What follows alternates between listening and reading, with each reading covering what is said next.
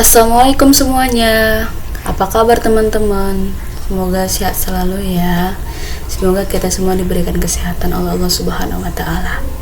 Nah, pada pagi hari ini kami dari kelompok 6 akan menjelaskan, memberikan sedikit ilmu kepada teman-teman mengenai integrasi numerik pada mata kuliah metode numerik.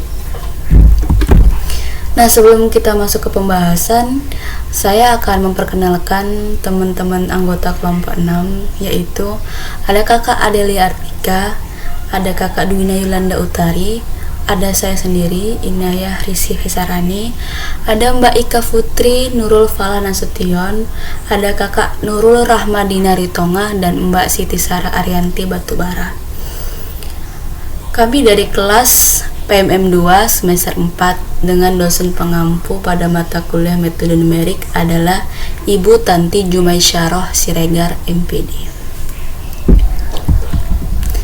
Nah, di sini ada uraian singkat ya mengenai topik pembahasan pada materi integrasi numerik.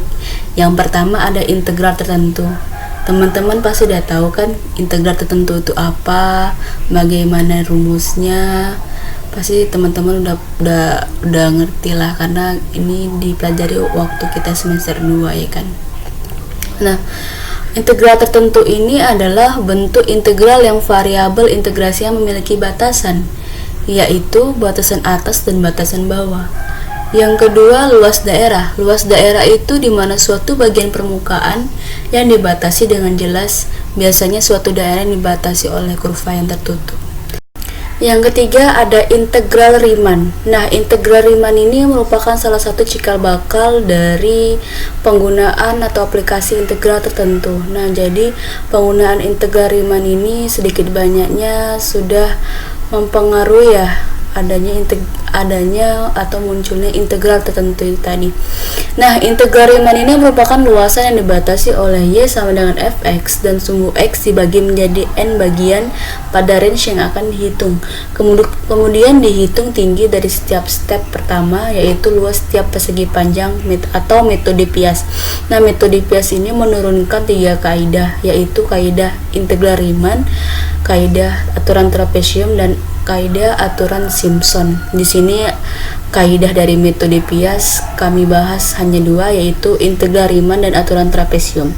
Nah, yang keempat ada aturan trapesium dan trapesium multiple, di mana merupakan salah satu metode integrasi numerik untuk menghitung luasan kurva fx dengan batasan tertentu yang didekati sebagai luasan trapesium. Oke, di sini saya akan menjelaskan materi yang pertama, yaitu integral tertentu. Mungkin teman-teman nggak asing ya mengenai integral tertentu itu apa.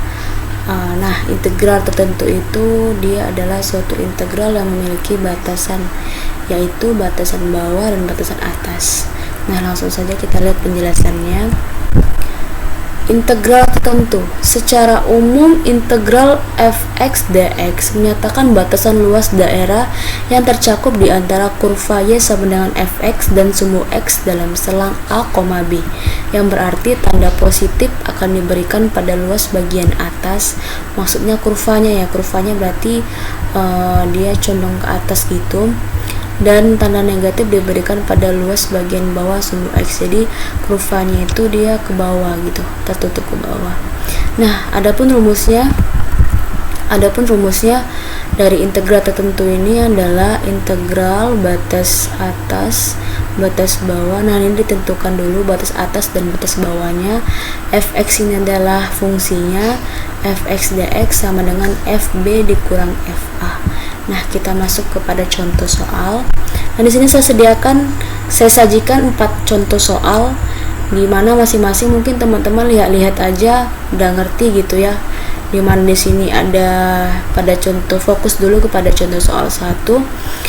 Integral batas atasnya 2, batas bawahnya 0 dengan fungsi x kuadrat dx. Nah, x kuadratnya ini kita integralkan, hasilnya sepertiga x pangkat 3.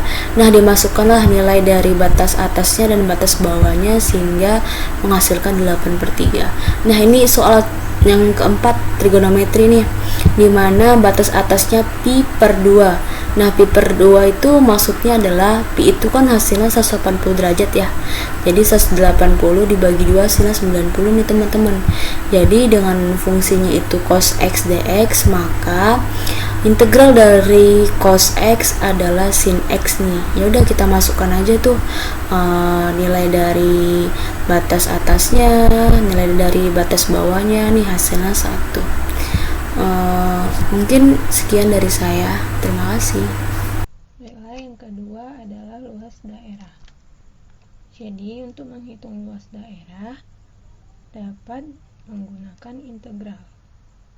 Luas daerah kurva Y sama dengan fx untuk kurva yang berada di atas sumbu x, yang mana dibatasi oleh nilai x dari A sampai B. Maka untuk menghitung luas daerah yang diarsir diperoleh dengan rumus L sama dengan integral fx dx pada interval nilai x dari A sampai B. Kita akan masuk ke contoh soal. Contoh soal yang pertama yaitu hitunglah luas daerah yang dibatasi oleh kurva Y sama dengan 4x kurang x kuadrat, di mana x sama dengan 1, x sama dengan 3, dan sumbu x. Di sini telah diketahui bahwa batas bawahnya yaitu 1 dan batas atasnya adalah 3. Dari rumus tadi, kita tinggal memasukkannya. Integral fx diketahui 4x kurang x kuadrat. Batas atasnya 3 dan batas bawahnya 1. Kita integralkan terlebih dahulu 4x kurang x kuadrat menjadi 2x kuadrat dikurang sepertiga x pangkat 3 batas 3, 1. Lalu kita substitusikan nilai x dengan batas atas dikurang batas bawah menjadi 2 kali 3 pangkat 2 dikurang sepertiga kali 3 pangkat 3 dikurang 2 kali 1 pangkat 2 dikurang 1 per 3 kali 1 pangkat 3 menjadi 18 kurang 9 dikurang 2 kurang sepertiga, sehingga luas daerah pada kurva tersebut adalah 7/1/3. Kita lanjut ke contoh kedua. Hitunglah luas daerah pada bidang XOY yang dibatasi oleh kurva Y sama dengan E pangkat X sumbu X garis X sama dengan 0 dan garis X sama dengan 1. X sama dengan 0 ini merupakan batas bawah dan garis X sama dengan 1 merupakan batas atas. Sama seperti tadi, tinggal masukkan ke rumus. Integral E pangkat X dx 1, 0. Integral EX adalah EX. Lalu batas 1, 0. Kita substitusikan nilai X. Batas atas dikurang batas bawah. E pangkat 1 dikurang E pangkat 0 sama dengan E kurang 1. Sehingga luas daerah pada bidang XOY adalah E kurang 1. Kita masuk ke contoh 3. Hitunglah luas daerah pada bidang XOY yang dibatasi oleh parabola X Y sama dengan X kuadrat sumbu X garis X sama dengan minus 1 dan garis X sama dengan 2. X sama dengan minus 1 itu merupakan batas bawah dan X sama dengan 2 merupakan batas atas. Ini merupakan rumus awalnya. Kita masukkan nilai fx yaitu x kuadrat. Lalu batas atasnya 2 dan batas bawahnya minus 1. Kita integralkan x kuadrat menjadi sepertiga x pangkat 3 batas 2 minus 1. Substitusikan batas atas dikurang batas bawah. Sepertiga 8 dikurang minus 1. Sepertiga kali 9 hasilnya 3. Sehingga luas daerah pada bidang XOY adalah 3. Oke, di sini saya akan melanjutkan materi yang ketiga, yaitu integral Riemann, di mana integral ini merupakan cikal bakal dari integral tertentu. Ayo kita dengarkan penjelasannya. Nah, ini sudah saya sajikan diagram batang, di mana inilah persegi panjang, inilah teman-teman bisa lihat persegi panjangnya. Persegi panjang itu disebut juga dengan segmen atau partisi. Nah, kita lihat. Nah, inilah persegi panjang ini ke sini itu namanya persegi panjang. Makanya dibilang metode Piast. Karena terdiri banyak persegi panjang. Ini disebut juga segmen atau partisi. Nah, integral Riemann ini atau biasa juga dikenal dengan jumlah Riemann ini terbagi 3, teman-teman. Ada Riemann kiri, kanan, dan tengah. Nah, apa sih itu nih, kok bisa pula ada Riemann kiri, kanan, tengah gitu kan? Apa itu, kok makin bingung aku gitu. Teman-teman jangan bingung, saya akan menjelaskan sedikit. Nah, di sini teman-teman ada lihat grafik ya, grafik garis warna merah. Nah, misalnya grafik garisnya saya buat nih dari sini aja biar gampang. Ini dia. Ya, nih misalnya kan, ini kita misalkan. Nah, apa itu Riemann kiri? Nah, Riemann kiri itu kita ambil dari kiri nih. Nah, ini dia Riemann kiri. Kita ambil dari kiri, kita ambil juga dari kiri, teman-teman. Kita ambil dari kiri. Nah, kalau teman-teman juga udah bisa nampak kan, bukan mungkin sih, memang sudah pasti nilai dari jumlah Riemann kiri ini pasti tidak mendekati atau jauh dari nilai sesungguhnya atau nilai eksak ya, secara kalkulus bisa juga nilai eksak gitu. Berarti jumlah Riemann ini tidak baik untuk kita gunakan. Bisa digunakan, tapi dari 3 bagian tadi kita mau lihat nih yang mana jumlah Riemann yang paling baik yang untuk kita gunain dalam integral Riemann ini. Jadi teman-teman misalnya ini ya kan, dari sebelah kanan. Nah, Riemann kanan itu gini teman-teman gambarannya. Ini dia Riemann kanan, teman-teman. Ini Riemann kanan. Nah, ini dia. Ini namanya Riemann kanan. Kalau mungkin teman-teman bisa tahu ya, dari gambar aja mungkin sudah mendekati nilai sesungguhnya. Tapi apakah Riemann kanan lebih baik dari Riemann tengah? Jawabannya salah. Yang paling baik itu adalah Riemann tengah. Di mana? Saya misalkan di sini ada selangnya 0 ya, 0 di sini teman-teman bisa lihat ya, 0. Di sini ada 0,5. Kita ambil tengah-tengah ya, teman-teman. Tengah ini misalnya saya misalkan 0,3.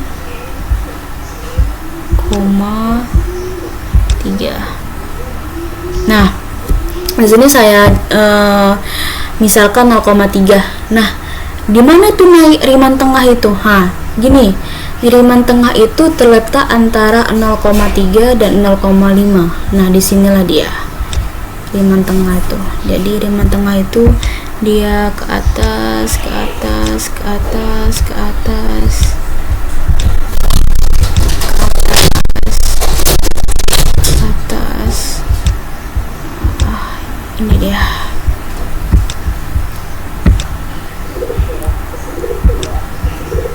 Ini dia namanya Riemann tengah. Ya pasti secara gambaran pasti lebih baik ya, lebih baik antara Riemann kiri dan Riemann kanan gitu kan. Jadi di sini saya akan memakai namanya aturan titik tengah, di mana pemakaiannya atau dikenal juga dengan Riemann tengah gitu teman-teman. Oke, kita balik ke PPT lagi atau PowerPoint. Nah, segitu aja yang bisa saya jelaskan dari gambaran diagram batang ini. Nah, selanjutnya kita akan memasuki penjelasan metode integral Riemann nih teman-teman. Yang pertama ada luasan yang dibatasi Y sama dengan fx dan sumbu x. Yang kedua ada luasan dibagi menjadi n. Nah, n ini adalah jumlah pembagi nih. N bagian pada range x sama dengan a, b. Range x ini sama dengan selangnya ya, a, b itu selangnya. Yang ketiga adalah kemudian dihitung LI. LI ini adalah LI ini adalah luas setiap persegi panjang di mana luas keseluruhan adalah jumlah LI dan dapat dituliskan secara L itu sama dengan L0 ditambah L1 ditambah L2 ditambah sampai plus Ln, dan sama dengan F dikali Fx0 dikali delta x0 tambah F dikali x1 ditambah Fx1 dikali delta x1 ditambah Fx2 dikali delta x2 tambah sampai ke plus Fxn dikali delta xn. Nah, rumusnya adalah sigma n tadi itu adalah jumlah pembagi tadi, sigma n di mana I sama dengan 0, Fxi dikali delta xi, di mana delta x0 itu sampai ke delta xn adalah h. H adalah lebar segmen. Nah, apa itu sih lebar segmen? Ini dia lebar segmen. Lebar segmen ini saya contohkan di sini. Ini dia lebar di antara ini, lebar persegi ya, luas perseginya. Nah, disinilah dia lebar segmen itu tadi. Oke, next. Dan nah, didapat hasil akhir dari luas LI-nya adalah di mana integral batas atas atau disimbolkan B dan batas bawah disimbolkan dengan A fungsi fx dx sama dengan H dikali sigma n di mana I sama dengan 0 Fxi. Nah, adapun dalam metode integra Riemann ini algoritmanya teman-teman. Jadi kita punya seperti struktur ya, apa sistematisnya gitu, atau gimana ya formatnya gitulah. Jadi kita nggak sembarangan mengintegralkan. Jadi ada beberapa tahapan nih, tahapan langkah-langkah. Yang di sini saya bilangnya, saya katakan algoritma nih. Oke, yang pertama kita definisikan fungsi fx-nya. Yang kedua, tentukan batas atas dan batas integrasinya. Yang ketiga, tentukan jumlah pembagian area N dan hitung nih, hanya itu rumus H itu sama dengan B dikurang A per N, di mana B itu batas atas, A itu batas bawah, dan N itu adalah jumlah pembagi nih teman-teman. Misalnya N itu kita mau cari 5 nih. N itu ini nih teman-teman. N itu nih seperti ini. Inilah jumlah persegi panjangnya, jumlah partisinya, jumlah segmennya. Misal 5 nih, 1, 2, 3, 4, 5. Berarti nanti kita tulis, bisa kita gambarkan ada nih 5 segmen. Nah, inilah 5 persegi panjang itu tadi teman-teman. Oke, selanjutnya dimana hitung yang kelima, hitung luasnya nih teman-teman. Sesuai rumus tadi itu integral B A fx dx sama dengan H sigma n, di mana I sama dengan 0 Fx. Nah, ini ada catatan juga kalau misalnya teman-teman mungkin teman-teman nemu soal nih tapi kok soalnya lebih besar ya, atau mungkin agak rentangnya lebih jauh gitu daripada nilai eksaknya seperti itu. Jadi teman-teman bisa menggunakan prinsip ini nih, yaitu untuk mengurangi kesalahan dapat dilakukan dengan memperkecil nilai H tadi adalah lebar segmen gitu kan, atau memperbesar jumlah pembagian N, atau bisa juga N itu ditambahkan, seharusnya dalam soal 5 bisa teman-teman jumlahkan 7 atau 8 supaya mengurangi kesalahan atau galat itu tadi. Oke, next ada Hana. Di sini saya memakai aturan titik tengah karena saya sudah jelaskan tadi di awal bahwasannya saya di sini akan menggunakan aturan titik tengah karena dari 3 jenis jumlah Riemann tadi yang paling baik adalah titik tengah. Nah, di sini akan saya jelaskan sedikit mengenai aturan titik tengah teman-teman. Nah, pada dasarnya aturan titik tengah ini diperoleh dengan cara yang sama dengan aturan trapesium, dengan mengevaluasi fungsi fx pada titik tengah setiap intervalnya. Nah, aturan titik tengah ini kayak kakak beradik gitu ya sama aturan trapesium. Mungkin bedanya di rumus aja gitu. Bedanya cuma di rumus aja nih teman-teman. Jadi, dengan mengevaluasi fungsi fx pada titik tengah setiap interval, maka kesalahannya akan lebih kecil dibandingkan dengan aturan trapesium. Nah, aturan titik tengah ini Kalau saya analisis ya, dia lebih detail atau lebih tepatnya kita memakai aturan titik tengah nih daripada aturan trapesium. Nah, di bawah ini memberikan gambaran bahwa tafsiran grafis terhadap pendekatan nilai eksaknya. Nih teman-teman. Nih disinilah nilai tengahnya. Di sini ada selang x0, selang pertama. Di sini ada selang xi di mana x0 ditambah delta x. Oke, ini dia tafsiran grafisnya. Selanjutnya kita dapat mereduksi kesalahan dari metode ini dengan cara membagi interval x0 hingga x1 menjadi n segmen yang lebih kecil. Aturan titik tengah banyak segmen ini selanjutnya dapat dinyatakan menjadi integral dengan batas atas x0 ditambah n dikali h dengan batas bawahnya adalah x0 fungsi fx dx nilai hampiran atau sama dengan nilai pendekatan. Ini dikatakan nilai hampiran h dikali sigma n dikurang 1. N ini adalah jumlah pembagi atau partisinya, di mana n sama dengan 0 fx tambah i dikurang setengah dikali h.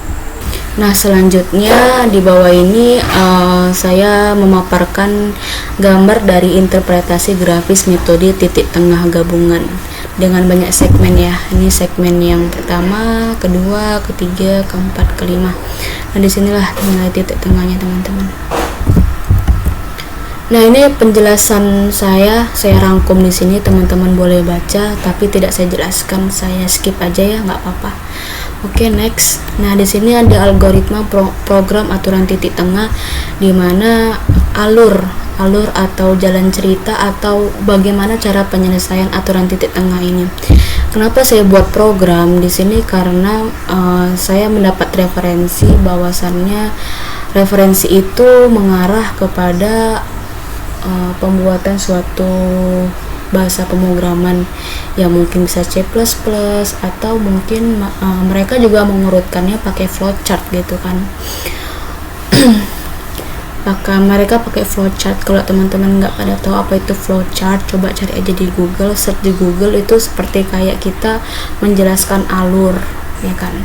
Oke, di sini langsung saja algoritma program aturan titik tengahnya. Pertama adalah mendefinisikan fungsi yang akan diintegrasikan. Yang kedua, menentukan batas bawah B dan batas atas A. Maaf, saya silap. Di sini menentukan batas bawah A dan batas atas B. Yang ketiga, menghitung lebar segmen H, yakni H sama dengan B dikurang A dibagi N. Yang keempat, inisialisasi atau memberikan harga awal terhadap fungsi yang akan diintegrasikan, yaitu sum sama dengan 0. Menghitung jumlahan dari I sama dengan 0 hingga dari I sama dengan N kurang 1, yaitu sum sama dengan sum ditambah FA ditambah I tambah setengah dikali H. Yang keenam, menghitung hasil integrasi, yaitu I sama dengan H dikali sum. Yang terakhir, mencetak hasil perhitungannya. Langsung saja. Nah, sebelum kita masuk ke contoh soal, saya menjelaskan sedikit tentang galat relatif dari integral Riemann. Sebenarnya untuk fungsi galat ini semua bisa masuk ke dari metode numerik. Itu kita udah ada dari teori galat sampai sekarang itu. Integrasi numerik itu kalau kita pakai kesalahan atau galatnya itu, saya sering pakai galat relatif dengan rumus ini. Rumus dimana galat relatifnya itu L dikurang LT dibagi L dikali 100%. Jadi ini maksudnya ini L ini adalah nilai eksak ya, atau di sini saya buat V. Maaf, ada kesalahan juga. L di sini nilai eksak dikurang LT ini adalah nilai perkiraan atau nilai pendekatan dibagi juga dengan L. L ini adalah nilai eksak mutlak, di mana mutlak apapun hasilnya adalah positif dikalikan 100%. Nah, semakin kecil kesalahan relatifnya, maka nilai perkiraan yang diperoleh akan semakin baik. Ini salah satu catatan yang saya buat dalam penerapan atau penggunaan galat relatif tadi. Oke, selanjutnya kita masuk ke contoh yang pertama. Contoh pertama soalnya adalah hitung luas yang dibatasi Y sama dengan X kuadrat dan sumbu X untuk range X sama dengan 0,1. Teman-teman bisa lihat nih, ini grafiknya, grafik garis. Nah, di sini penyelesaiannya adalah dengan mengambil H sama dengan 0,1 maka diperoleh tabel atau tabel tabulasinya adalah X-nya ada 0, 0,1, 0,2 sampai dengan 1. Ini berarti N-nya ada 10. Ya, 1, 2, 3, 4, 5 sampai dengan 10. Oke, Fx-nya tadi Y sama dengan X kuadrat, maka X-nya itu Fx-nya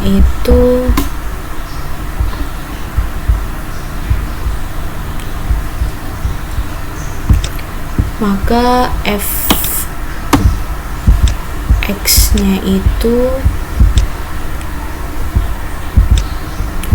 sama dengan X kuadrat. Nah, berarti nilai X-nya itu dipangkatkan 2 saja semua. Jadi hasilnya adalah yang pertama ini hasilnya 0,01, 0,04, 0,09 sampai dengan 1. Nah, kita menghitung luas keseluruhannya nih. Dengan rumus yang sudah saya paparkan atau saya sudah jelaskan sebelumnya. Luasnya itu sama dengan H dikali sigma. N-nya itu adalah 10 ya. 10 nih pembaginya, jumlah pembaginya ada 10. Sigma 10 di mana I sama dengan 0 dikali Fxi. Sama dengan 0,1 dikali 0 ditambah 0,01 tambah 0,4 sampai dengan plus 1 sama dengan 0,1 dikali 3,85. Hasilnya adalah 0,385. Ini adalah nilai dari pendekatannya. Nah, secara kalkulus itu nilai dari Y sama dengan X kuadrat adalah 0,333. Nah, selanjutnya kita menghitung nih kesalahan galatnya, di mana nilai pendekatannya dikurang dengan nilai eksaknya, hasilnya adalah 0,052. Nah, inilah hasilnya. Nah, kalau saya pribadi, saya berpedoman kepada persentase galat relatifnya nih, dimana kalau terdapat pada referensi yang saya baca, ada dia nilai galatnya itu sudah ditentukan mereka itu sekitar lebih kecil atau sama dengan 5%. Inilah apabila nilai satu galat lebih kecil atau sama dengan 5%, maka nilai galat tersebut baik, dikatakan baik gitu. Kalau misalnya sampai 0, sekian itu sangat baik gitu. Jadi di sini saya menghitung persentase galat relatifnya dengan rumus yang saya jelaskan sebelumnya, maka didapatkanlah hasil nilai galat relatifnya adalah 15,6%. Jadi saya ambil kesimpulan dari nilai galatnya itu dapat dikatakan tidak begitu baik dikarenakan nilai kesalahannya itu lebih kecil atau sama dengan 5%. Tidak begitu baik ya, karena nilai galatnya itu lebih besar. Mohon maaf, saya lebih besar dari 5%. Jadi itu tidak dikatakan baik. Oke, selanjutnya contoh yang kedua.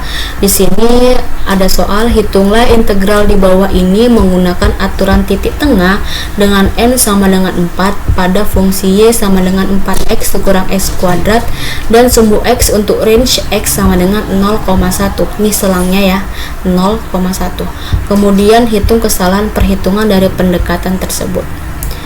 Nah, untuk penyelesaiannya kita hitung dulu nih hasil eksak untuk integral tersebut adalah kalau hasil eksaknya itu ini ya teman-teman 1,6667. Nah, saya letak ini saya letak ini, nanti saya perbaiki.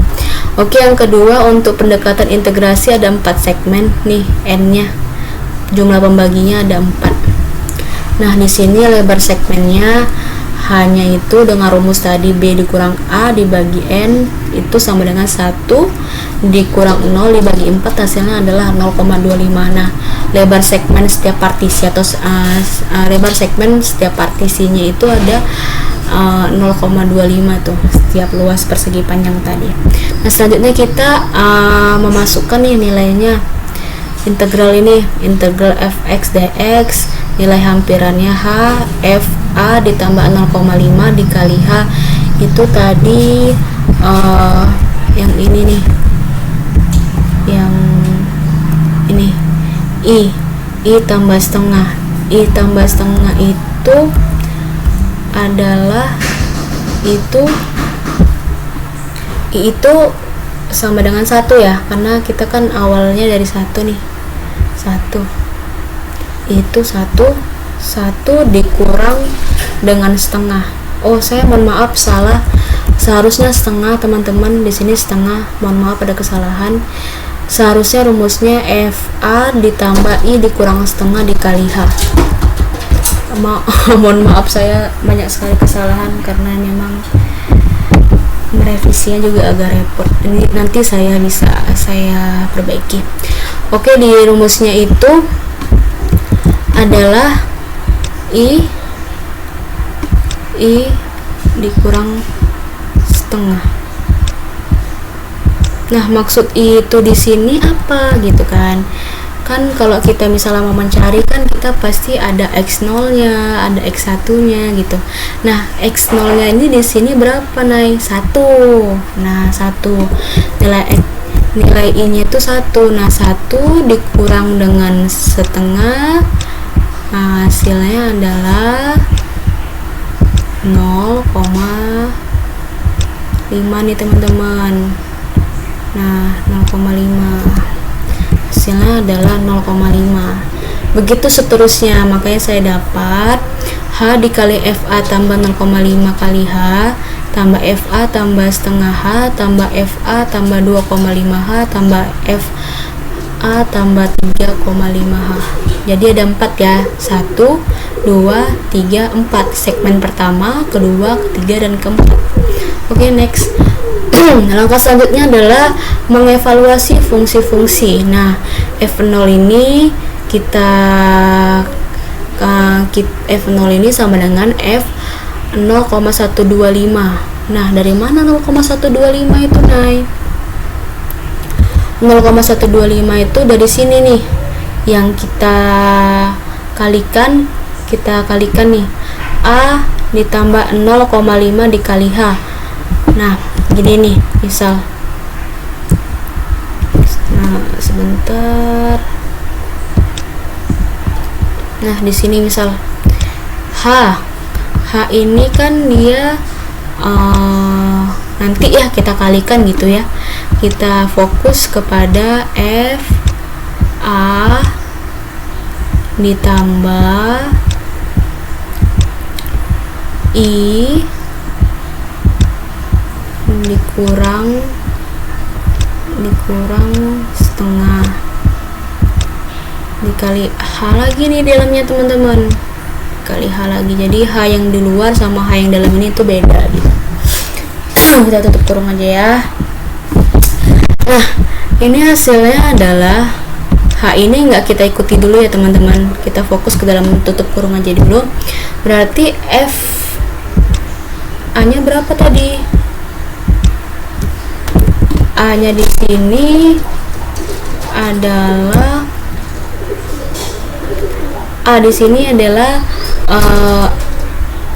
batas bawah ya.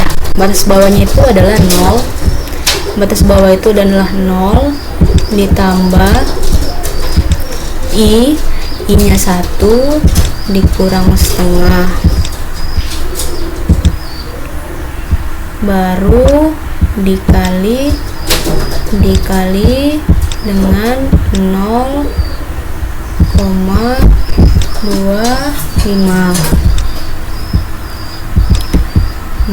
Inilah dia hasilnya.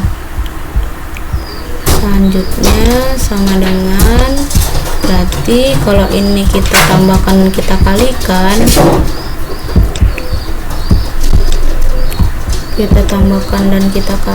teman-teman, hasilnya adalah 0,125.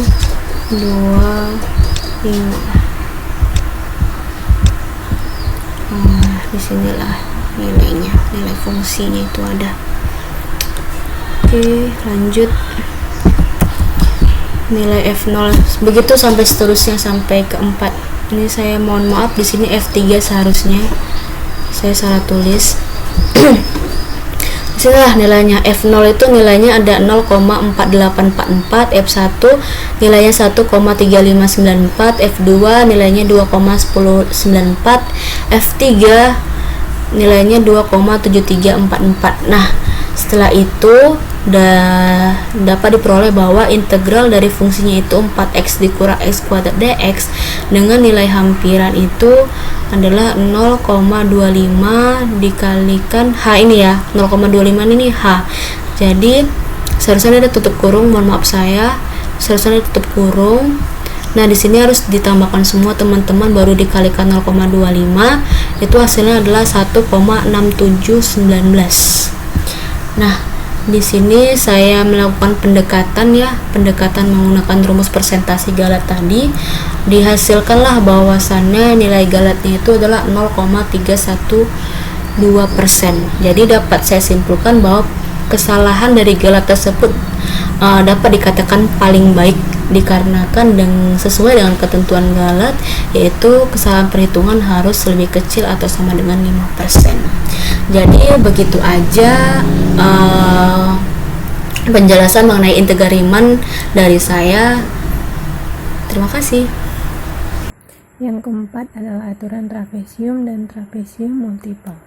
Jadi aturan trapesium adalah metode integrasi numerik yang didasarkan pada penjumlahan segmen-segmen berbentuk trapesium. Aturan trapesium ini terbagi menjadi dua. Yang pertama, metode trapesium untuk satu bias dapat dilihat pada gambar dalam bentuk grafik yang mana A sebagai batas bawah dan B sebagai batas atas, sehingga diperoleh integral A sampai B fx dx sama dengan B kurang A per 2 dikali FA tambah FB. Kemudian yang kedua adalah metode trapesium untuk banyak bias. Pada grafik, x0 merupakan batas bawah dan xn merupakan batas atas, sehingga diperoleh rumus integral A sampai B fx dx sama dengan integral x0 sampai x1 fx dx ditambah integral x1 sampai x2 fx dx ditambah integral suatu fungsi sampai dengan integral xn kurang 1 sampai xn fx dx.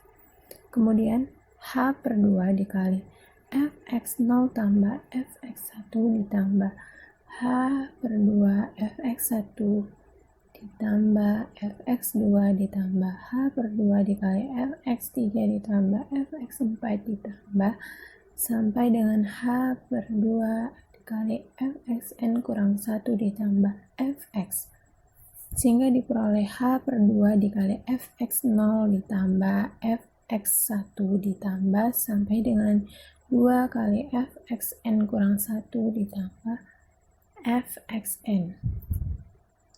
Kemudian kesalahan relatif. Rumus kesalahan relatif ini adalah E sama dengan mutlak hasil eksak dikurang hasil pendekatan dibagi hasil eksak dikali dengan 100%. Semakin kecil kesalahan relatifnya, maka nilai perkiraan yang diperoleh akan semakin baik. Langkah-langkah dari aturan trapesium ini yaitu, pertama kita definisikan bahwa Y sama dengan Fx. Lalu tentukan A merupakan batas bawah dan B merupakan batas atas. Lalu tentukan jumlah pembaginya atau N. Kemudian hitung lebar segmen sama dengan H sama dengan B kurang A per N. Lalu hitung L sama dengan H per 2 dikali F0 ditambah 2 sigma I sama dengan 1 sampai N kurang 1 Fi ditambah Fn. Kemudian kita masuk kepada contoh soal yang pertama, yaitu integral 1 sampai 5 x kuadrat tambah 4x kurang 5 dx. Hitunglah integral tersebut menggunakan pendekatan trapesium dengan A n sama dengan 1, B n sama dengan 4. Penyelesaian. kita definisikan bahwa Y sama dengan fx.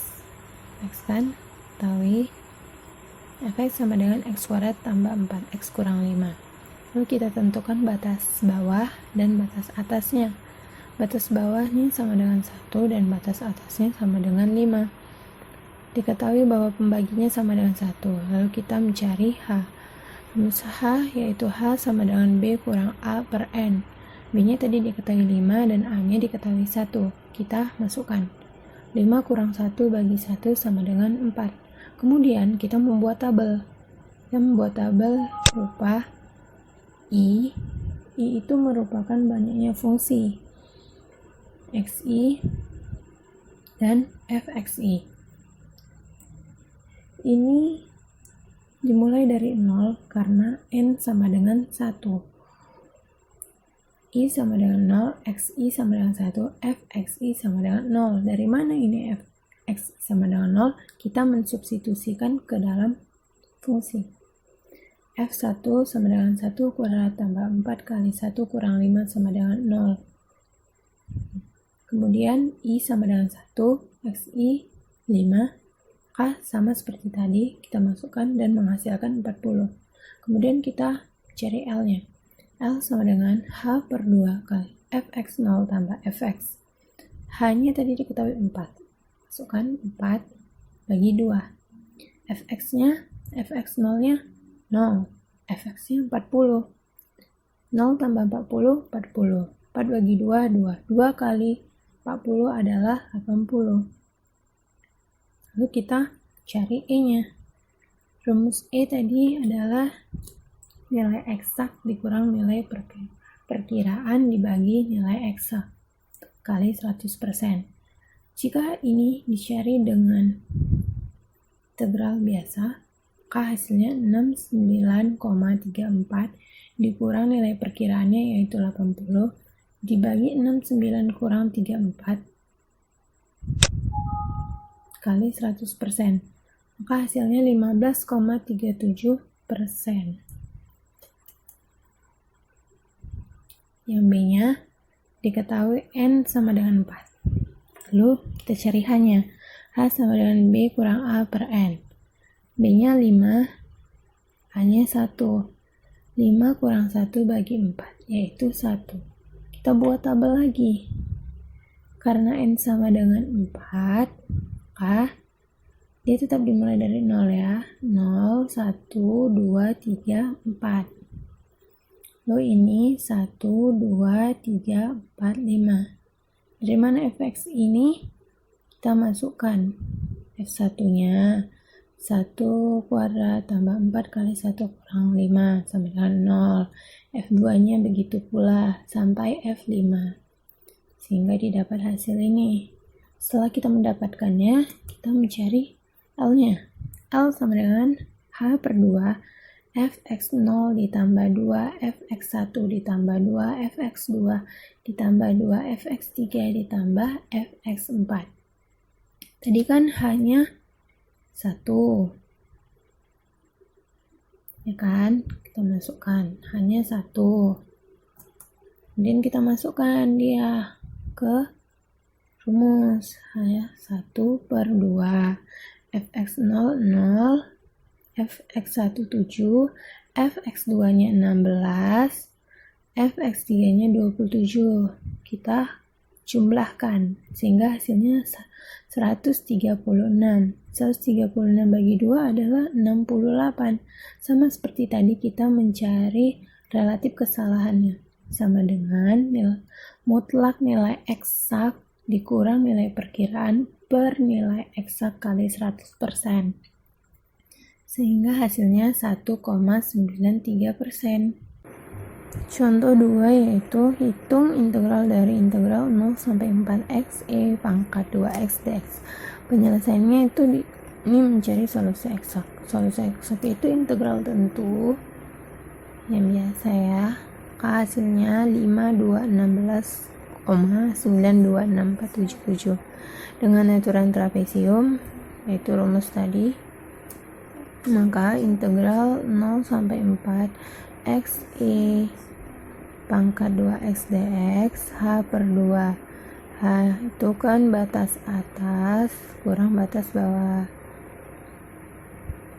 4 kurang 0 bagi 2 kali F0 tambah F4. 4 bagi 2, 2. F0 nya 0. Dan F4 nya yaitu 4 kali E pangkat 8. Hasilnya 23.847,66. Kemudian kita mencari relatif kesalahannya sama dengan mutlak solusi eksak dikurang nilai perkiraan. 5216,926 dikurang 23.847,66 dibagi 5216,926 dikali 100%. Hasilnya 357,12%. Selanjutnya itu contoh 3. Hitunglah integral 0 sampai 4 E pangkat X dx dengan menggunakan aturan trapesium dengan N sama dengan 4. Fx-nya yaitu E pangkat X, batas bawahnya yaitu 0, kemudian batas atasnya adalah 4. N diketahui 4, membaginya. Maka H sama dengan B kurang A per N. 4 kurang 0 bagi 4 yaitu 1. Kita cari L nya sama dengan H per 2 dikali Fx0 ditambah 2 F2 kali Fx1 ditambah 2 kali Fx2 tambah 2 kali Fx3 ditambah 2 kali Fx4. Hanya 1 per 2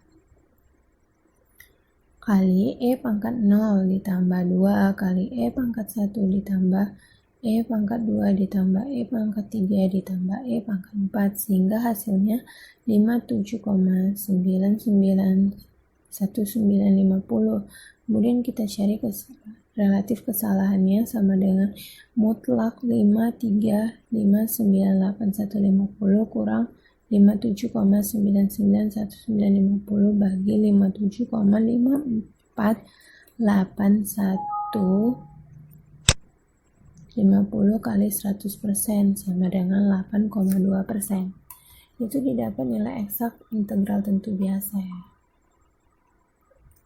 Nah, dengan pembahasan yang terakhir adalah aturan trapesium dan trapesium multiple, maka berakhir pula pembahasan dari kelompok 6.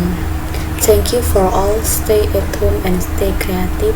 Terima kasih kepada teman-teman yang mau mendengarkan penjelasan dari kelompok 6. Kelompok 6 pamit undur diri apabila kami ada kesalahan maupun kekhilafan baik dari penjelasan video maupun PowerPoint, kami semua minta maaf dan kepada Allah kami minta ampun. Terima kasih semuanya. Wabillahi taufiq wal hidayah. Wassalamualaikum warahmatullahi wabarakatuh.